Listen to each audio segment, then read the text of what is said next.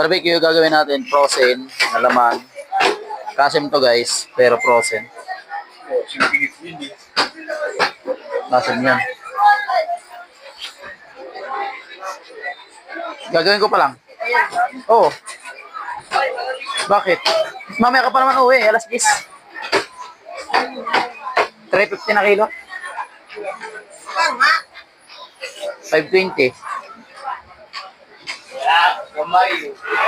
Ganyan lang kanipis. Yan yung may-ari.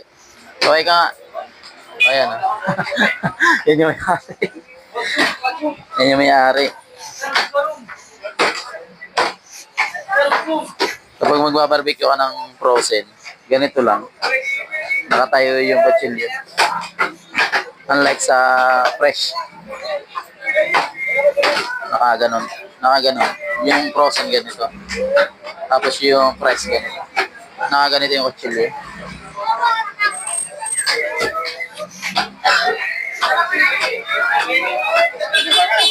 Malitit pa eh. Malitit.